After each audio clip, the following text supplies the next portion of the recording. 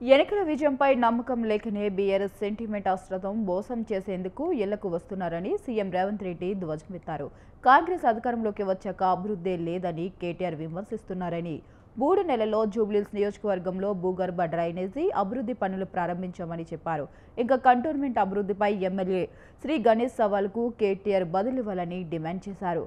కేటీఆర్ల అవినీతిపై మోదీ అమితాషాలతో చర్చించి వారిని జైల్లో పెట్టించాలని కిషన్ రెడ్డికి రేవంత్ హితవు పలికారు. ఎన్నికలు సెంటిమెంటా డెవలప్మెంటా ఆలోచన చేయండి. ఒకవేళ సెంటిమెంటునే మనము ఆమోదించాలంటే ఆనాడు 2007లో పి జనార్దన్ రెడ్డి గారు గుండెపోటుతో మరణించినప్పుడు అన్ని రాజకీయ పార్టీలు ఎంఐఎంతో సహా తెలుగుదేశం పార్టీ పీజేఆర్ కుటుంబానికి ఏకగ్రీవం ఇవ్వాలి అనంటే సెంటిమెంట్ రాజకీయాలకు కాలం చెల్లింది, పీజేఆర్ కుటుంబానికి ఏకగ్రీవంగా ఇచ్చేది లేదు అని చంద్రశేఖరరావు గారు నిర్ణయం తీసుకుంటే ఆనాడు పీజేఆర్ కుటుంబం కేసీఆర్ను కలవడానికి వెళ్తే గేటు బయట 3 గంటలు నించోబెట్టి అపాయింట్మెంట్ ఇవ్వకుండా అవమానించి ఆనాడు ఉప ఎన్నికలకు నాంది పలికిందే చంద్రశేఖరరావు గారు. మరి 2007లో గొప్ప నాయకుడు, పేదోళ్ళ గుండె ధైర్యం పీజేఆర్ చచ్చిపోతేనే ఆనాడు ఏకగ్రీవానికి అవకాశం ఇవ్వని చంద్రశేఖరరావు ఈరోజు ఆయన కుమారుడు కేటీఆర్ ఏ రకంగా బీఆర్ఎస్ ఎమ్మెల్యే అభ్యర్థిని సెంటిమెంటుతో ఓటేయమని అడుగుతున్నాడని నేను ఈరోజు అడగదలుచుకున్న మీ ద్వారా. షేక్పేట కావచ్చు, రహమత్ నగర్ కావచ్చు, బోడబండ కావచ్చు, యూసుఫ్గూడ కావచ్చు, వెంగళరావు నగర్ కావచ్చు, సోమాజిగూడ కావచ్చు, ఇవాళ బీఆర్ఎస్ నాయకులు బెంజ్ కార్లు వదిలేసి ఇవాళ ఆటోలలో తిరుగుతున్నారు. మీ గల్లీలలో సమస్యల గురించి మాట్లాడుతున్నారు, మీ గల్లీలలో చేరుకపోయిన చెత్త గురించి మాట్లాడుతున్నారు, మీ తాగునీటి సమస్య గురించి మాట్లాడుతున్నారు, మీ ఇండ్ల మీద నుంచి వెళ్తున్న కరెంటు వైర్ల గురించి మాట్లాడుతున్నారు. నేను మీ ద్వారా ఒక్క మాట అడగదలుచుకున్నా.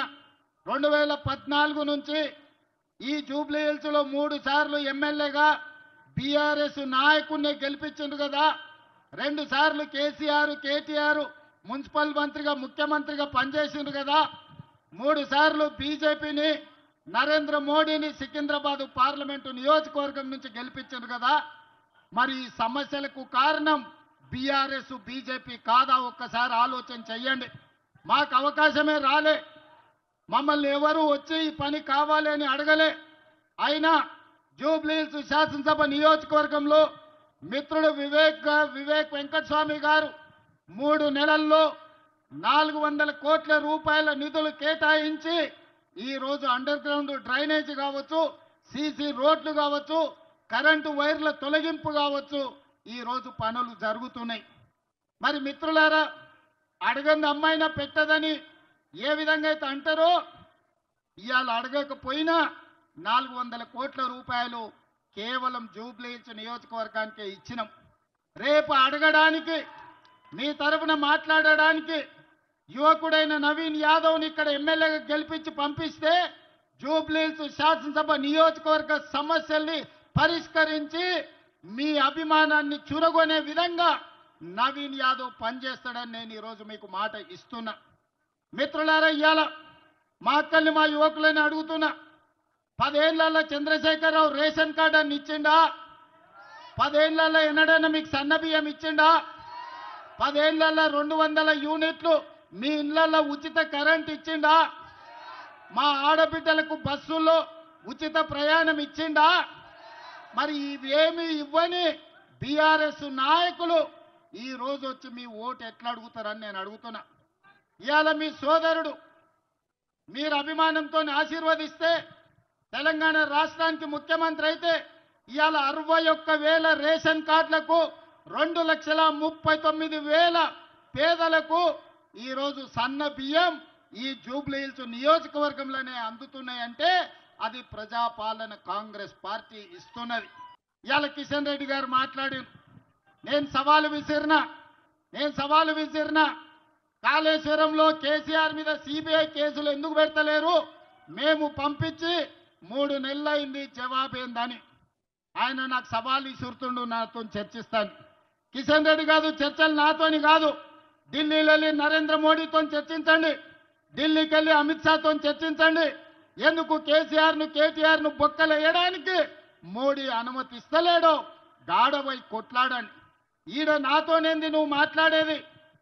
6 ఏళ్ల నుంచి నువ్వే మంత్రివే. మెట్రో రైలు ఎందుకు రాలేదు?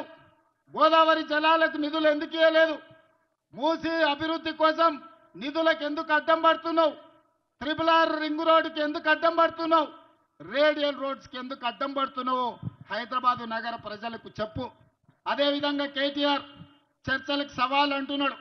సవాలు ఇసరడం, పారిపోవడం నీ జాతిలోనే ఉంది. గంజాయి డ్రగ్స్ గురించి టెస్టులు అంటే నేను విశ్వేశ్వరరెడ్డి అమరవీరుల స్థూపం దగ్గర 6 గంటలు వెయిట్ చేసినాం, రాలేదు. అసెంబ్లీలో చర్చలు చేద్దామంటే నువ్వు నీ అయ్యా ఇద్దరు అసెంబ్లీకి రాకుండా పారిపోయినరు. మొన్నటికి మొన్న కంటోన్మెంట్లో శ్రీ గణేష్ని గెలిపిస్తే 4,000 కోట్లతో అభివృద్ధి చేసినా నేను చెప్తే సవాలు విసిరిండు. 4,000 కోట్లు ఎక్కడిచ్చిరో చెప్పు, నేను రాజీనామా చేస్తాను. శ్రీ గణేష్ 5,000 కోట్ల రూపాయల జీవోలు చూపిస్తే రాజీనామా చేయకుండా పారిపోయిన కేటీఆర్ ఇవాళ మళ్ళా చర్చలతోని సవాళ్ళు విసురుతున్నారు. నీలాంటి సన్నాసులు సవాలు విసురితే మా కాంగ్రెస్ పార్టీ కార్యకర్తలు పట్టించుకోరు. ఒకవేళ నువ్వు సవాలు విసిరేది నిజమే అయితే కంటోన్మెంట్లో శ్రీ గణేష్ తయారుగా ఉన్నాడు. అక్కడ నిధులు ఏమిచ్చిండ్రో నువ్వు వాటి జీవోలు ఇస్తాడు. నువ్వు రాజీనామాకు సిద్ధంగా అని చెప్పి ఇవాళ కేటీఆర్కు నేను సవాలు విసురుతున్నా.